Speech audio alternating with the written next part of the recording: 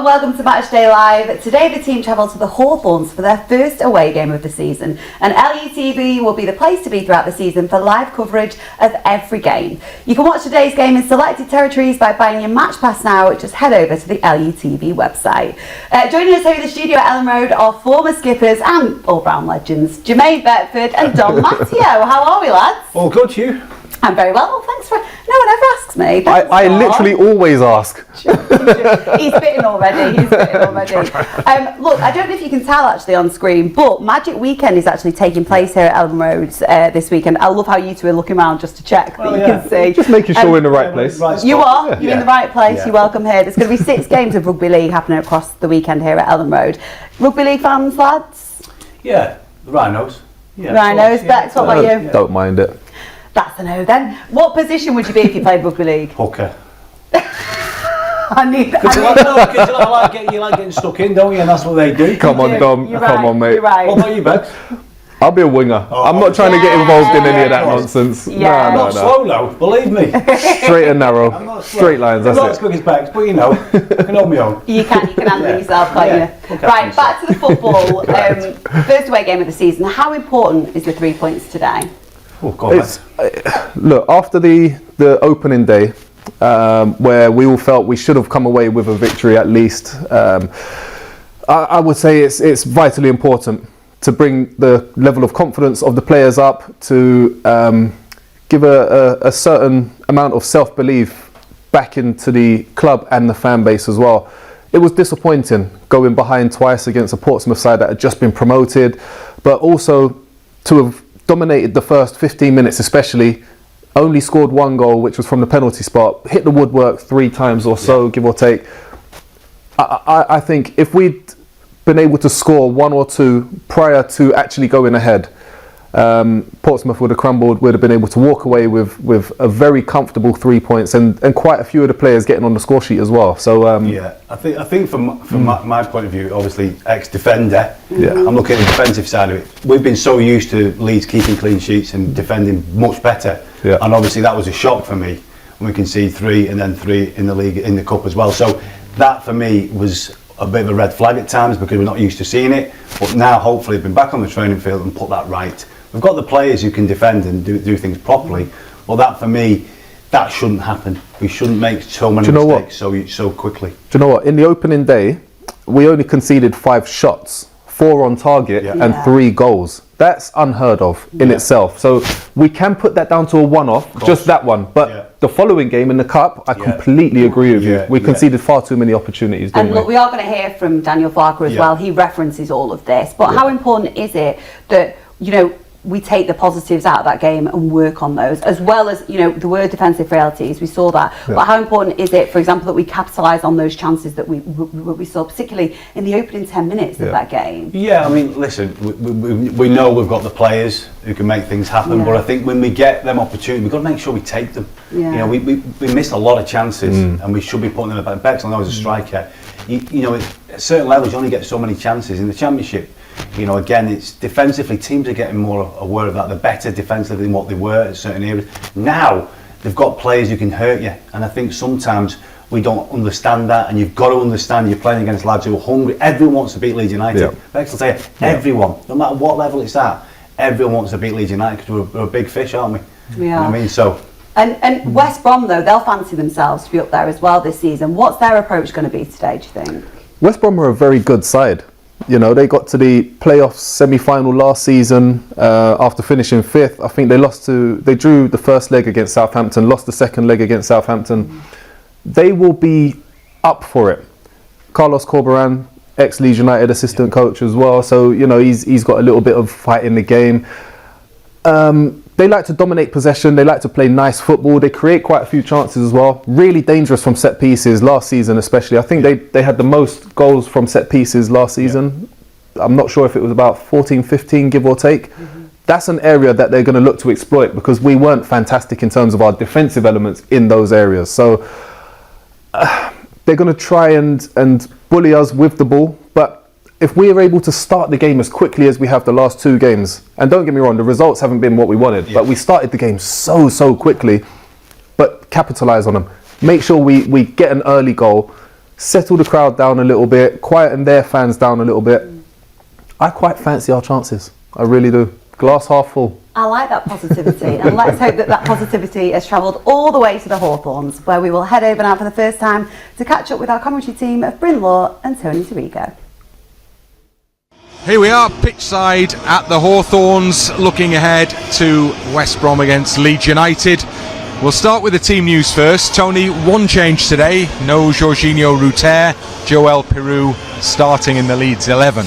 Yes, Georgie clearly looks like it will be a big miss. Love to see a smile around the place, but it's not to be. We've got 40 million coming in, and Peru will take his place. So I think that's probably the change that we expected, and certainly the players that started that Portsmouth game add Peru into it.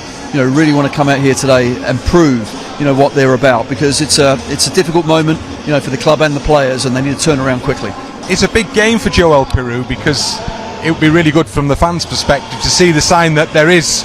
I mean, they're disappointed to see Jorginho leave. Clearly, great player, big personality, but there's a hole to fill there now, isn't there? There is, and in football, playing in it as I have, it's a business, and you've got to get on with your business, and you sign that contract and you do the best that you possibly can. So it's important that whoever steps out there, you know, gives their absolute all.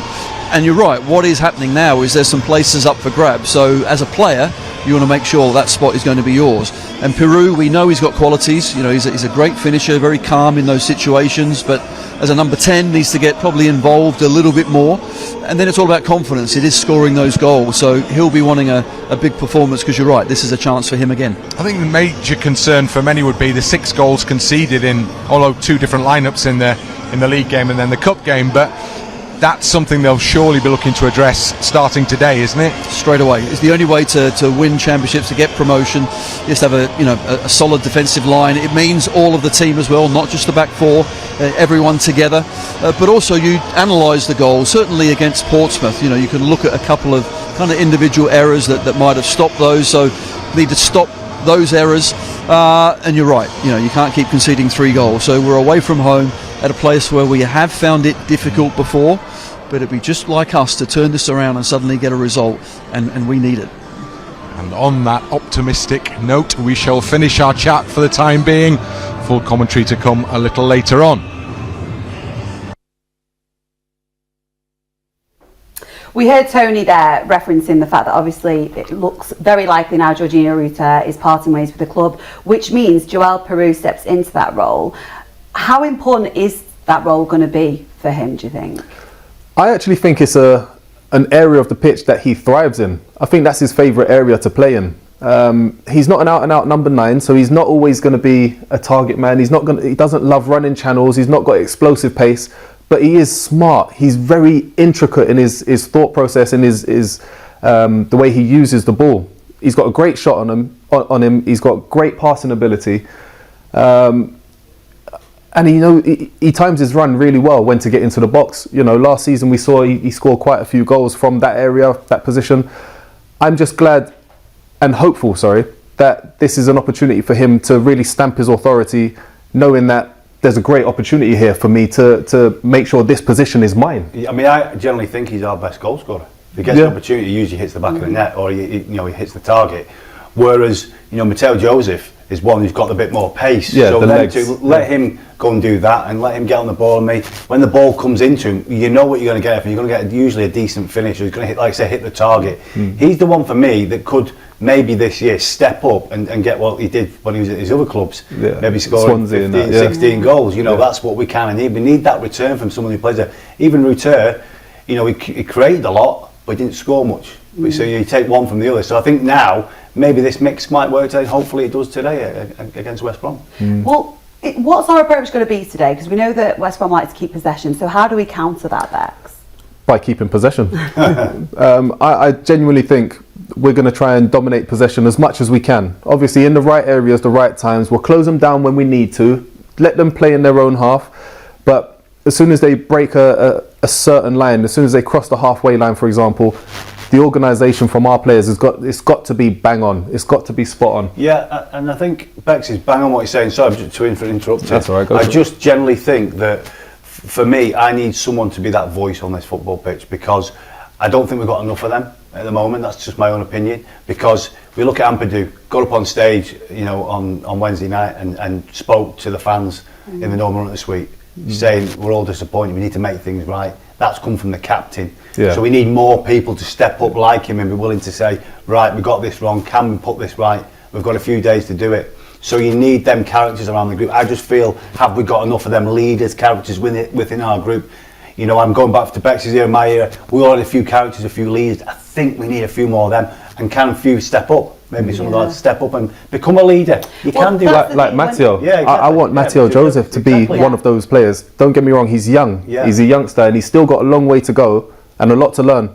But I still feel like you can lead from the front as well. Sure. We had that. You had that in your era. Look, you'll know better than me, obviously, but I imagine that what you find is when players do leave clubs and, you know, fresh faces come in, dynamics shift and change. So that allows for personalities to step up and step into those roles. Sure. And I think back about Matteo Joseph, you know, he's a great lad. Yeah. We've probably all interviewed him, speaks very well. I generally think he's the one this year who can bring them goals, can bring that energy, but just make sure we keep supplying him the balls, give him the balls, stick a few down the channels. Yeah. He's quick, Trust he's him. clever, he understands the game, he's had a brilliant pre-season, he's worked his socks off to get his starting position. Now, give him the right service and see what he can do. And I generally think he's the one that could score goals. 100%. Yeah, absolutely. Right, well, let's get the thoughts of Daniel Farker now, shall we? He's been reflecting on Jorginho Rutter leaving the club. Of course, everyone, I think, is disappointed, because when we have a look on where Georgie was coming from 12 months ago, I think everyone was more or less like a bit on his back and thought it was one of the worst signings in the history of the club.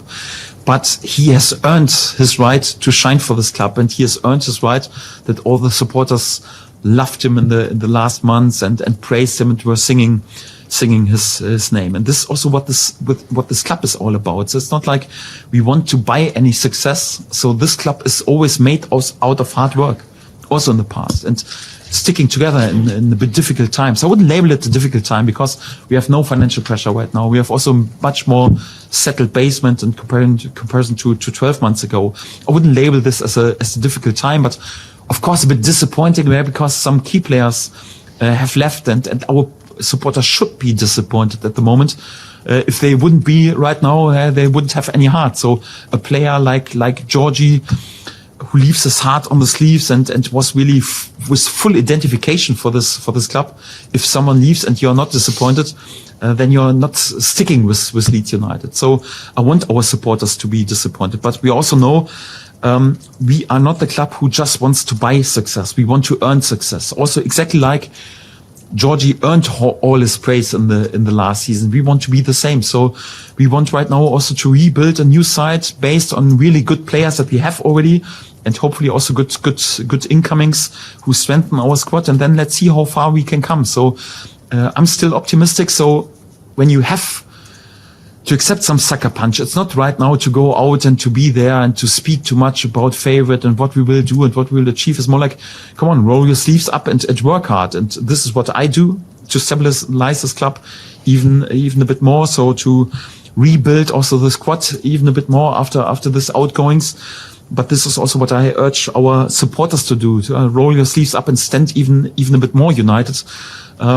Because some of the other clubs have taken our players to the contract situation right now. We stick even more together and with hard fight, perhaps with a little less quality, but perhaps with even more unity and more mentality. We try to be successful, and this is what we'll do. And I'm sure that after the dust has settled and also the disappointment's a bit away, this is exactly the feeling that our supporters have, because we'll stick together also during the difficult times. And again, it's the first game day. We have 1 point under our belt. Would have preferred 3 points. Yes, we won't win the Carabao Cup. That's a fact right now during this season. But I think if we are smart on the transfer market right now and also are capable to bring also our targets in, we have also a good chance to play a really good season.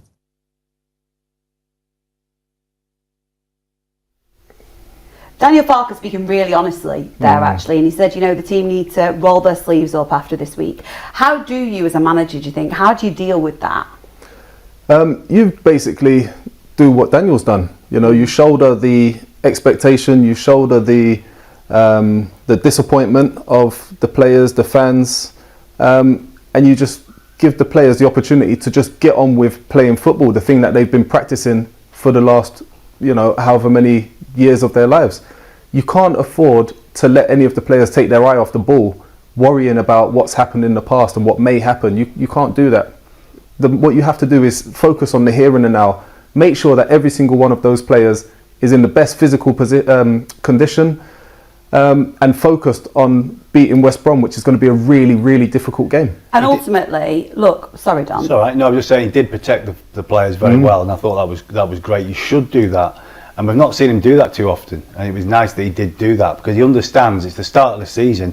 Things can't happen that quick. I've had pre-seasons where you've had a few bad games, everyone's on your back. That happens. It's normal in football, but it's now how we react from this next game. You can get away with a couple, but now you've got to do things properly. And as much as in the week, and in training, Daniel Farke can kind of speak to the media, he can shoulder some of the burden. Ultimately, today, it's up to the players to go out there and get the 3 points, because we know how much can change if you get a win. But that's football. It's the basics of football. You've got to do things properly on the training field. And when it comes to match day, I think on a match day it's different. But I'll tell you, there's something about, especially away from home. I loved playing away from home, because you're up against, players. You're the underdogs away from home. Exactly. Yeah. You should be the underdogs. I think Leeds sometimes always aren't, because of the following we have. But when you go there, you've got to put a marker down early doors. Let them know it's going to be an hard game. Every tackle, you've got to win all your tackles. Personal battles for me, we didn't win enough in the last few games. Today, we've got to win more personal battles. And if we do win our personal battles, usually win the game. So again, it's up to the players, their attitude, their mentality can make us all play in a different way. So somebody leads from the front. Absolutely. Just to go back to Daniel Farke for a moment, we could even see there how calm he was, and he always is. How much does that rub off on you as a player when your manager is cool, calm and collected? Oh, a lot. Look, if you've got a manager that is wild and constantly going at the media, it's going to put you on edge, isn't it? You're always going to be worrying about, I wonder what manager's turning up today, I wonder what mood he's going to be in today. So you're on edge. When you've got a manager that's calm and relaxed like this, it does help to help you recalibrate, make you refocus and not worry about the external noise. You focus on what you're doing, and you focus on your teammates. It's great. And can a combination, what you were saying there, Dom, about being the underdogs when you're away from home usually, can a combination of that and knowing that, we really need to pick up these 3 points, as a player, can that really spur you on, that determination? Well, listen, let's be honest, it should. The first and foremost, as a footballer, you go out, you work your socks off, you do the basics. Well, these are things the players should know. But sometimes you just need a manager again to reiterate to the lads, this wasn't good enough, right, we need to rectify this is what we're going to do. Obviously he's gone back to more of a team that we think today is going to start like we did, midweek. We weren't sure who was going to start, a lot of changes. Whereas today, all the players should be well drilled and know exactly what they're going to do today on this football pitch. We know we've conceded goals, yes, that's got to go. You've got to forget about that now and make sure, because I have been critical sometimes when we make a basic error, that I think we don't react quick enough. I don't see that reaction. I'd be gutted if I conceded a bad goal. I'd be absolutely devastated. I'd be like, I want to see that kind of. What would you be like? I'd be angry. I would be, because for strikers, scoring goals is your job, and when you concede goals, it's on you as well. So I think everyone's got a responsibility. And I just want us to have that little bit more anger within our players. They're all nice lads and all good players, but I want a little bit more anger. Yes, a little bit of that. So why not? Well, look, Dan James is confident that the team can pick up their first 3 points away at the Hawthorns today. He caught up with LUTV earlier this week. I guess, pre-season, you're waiting for that big first day. Going forward now, do you get much time to dwell on it, because it's game after game after game? You're experienced enough. Does that help you a little bit? Yeah, I think as a player you want to get straight into it. You want to play games. I think especially obviously with last night, I think we want to get the next game already. We want it to come quick and fast and be ready for it. As you said, going back to Portsmouth, it was the first game. There was some beautiful football played, some great chances. How would you assess a team coming up from League One, competitive? Is that going to show you just how hard it is going to be this year? Yeah, definitely. We knew we couldn't underestimate them coming into the game. They won the league, I think, with 97 points last season. They were obviously brilliant.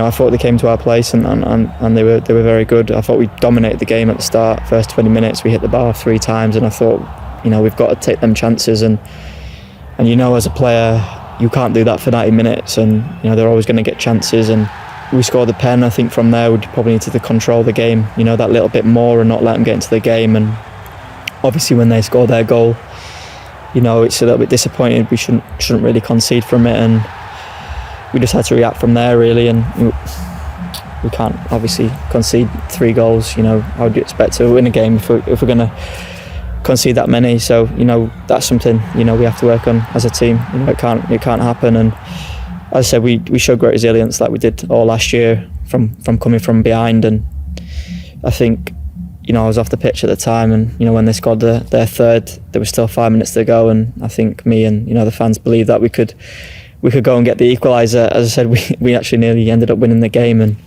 we shouldn't put ourselves in that position in the first place. It leads us on nicely to West Brom. 2 tough games last year away from home. From our perspective, they were really well, but you sense the confidence and optimism in him as well. Yeah, listen, Dan James, he's played at the highest level. He knows what he's doing. He knows how to chat and talk. He knows. Listen, I think from the manager's point of view, we know how calm he is, but he can lose it as well. And you need a manager to be like. Sometimes when the players need to be told or have a word with them, you have to accept that, and you have to take it on the chin. Some players shy away from that. I didn't think that. People like Dan James, they like that. I like it. Sometimes when you get a telling off, I quite enjoyed it because it makes you better for the next game. Really? So yeah, I do. I like getting a telling off because it makes you better and it should improve you as a player. Not for me, that. No, I know, but personal taste, everything can't be, it can't be nice all the time. You never have 2 players the same. Players. You never get 2 players that react the same way. No, exactly. So we would have players that were getting hammered from the manager, and they would turn up the next game, and you would say, "Wow, what a player this guy is!" Yeah. But we'd have players the other way as well, who reacted far better with the calm demeanour. Yeah. And that worked far more beneficially for them. Yeah. I was a little bit in the middle. It just depended on what day it was. Look, lads, not long until kick-off now. So, do you remember Art Club last season? Yeah, funny you should say that. Oh, no. I'm joking. I panicked for a moment then, Bex. Well, obviously, the squad members would draw their teammates, and you would have to guess who it was. Yeah. Well, we've brought it back with a twist. Now, they have to draw their teammates doing something. Okay? Oh, wow, that's ominous. This week is the turn of Dan James. Let's have a look. Let's see who you think this is and what they're doing.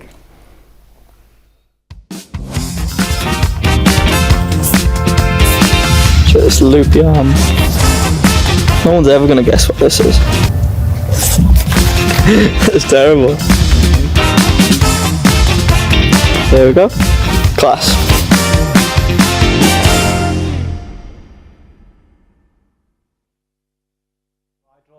That's how I draw. Stick stuff. That's quite, compared to some we've seen, that's not too bad. Yeah, that's on the better end. Any ideas? So we saw some curly hair there, looked like there was something near the mouth.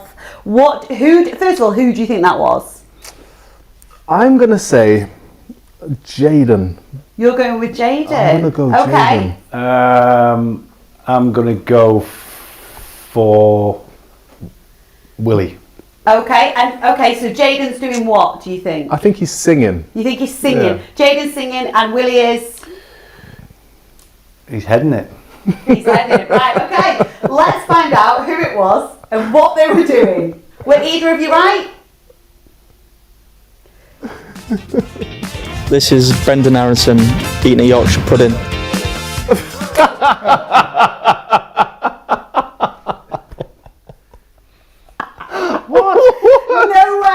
I was close. I was. You said Willie doing what? Heading it? Heading it. Aronson eating and Yorkshire pudding. What? And eating a Yorkshire. I love that game. That's a highlight. I'm so pleased that you were both so far off the mark. That was brilliant. Wow, that was bad. The drawing was good. The drawing was. It was a good drawing. Now, now we know what it is. Back to the football. West Brom. Obviously, it's a home game for them. Oh, we need to throw. So very quickly, your prediction, Jermaine Beckford. Away win, 3-1 Leeds. 3-1 Leeds. We'll take that all day long. I'll go for 2-1 Leeds. 2-1 Leeds. Yes. Okie dokie. Well, fingers crossed for either of them will take the 3 points. Okay, before we head down to the Hawthorns and catch up with our commentary team of Bryn Law and Tony DeRigo, let's get the thoughts of Joel Pirou. Joel, Important game for you today. It's not been the best week. Are you looking to bounce back in this one? Yes, definitely. I think it's a good opportunity to bounce back and to give a statement as well. West Brom have had a good start to the season in the league at least. They'll be looking forward to this, I guess, today, won't they? Yes, definitely. I think they started well in the league and they will try to get the run going. A few goals have gone in against Leeds in those first 2 matches. Is that one of the things you've been looking at, even in the short time since the last game? Yes, definitely.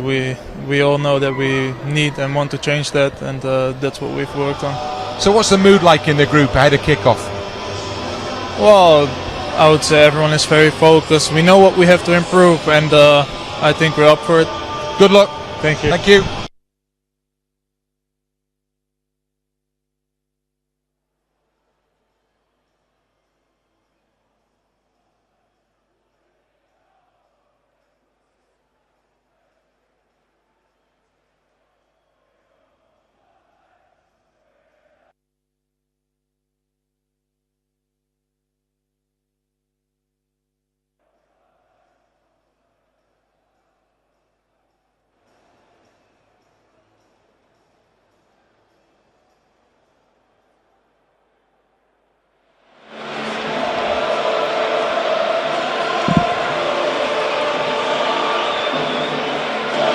We are at West Bromwich Albion for Leeds United's first away game of the Championship campaign, and the atmosphere has been building nicely towards the appearance of the two teams down below as we watch from a position to the right of the halfway line above the tunnel, and the Leeds United supporters who've made the trip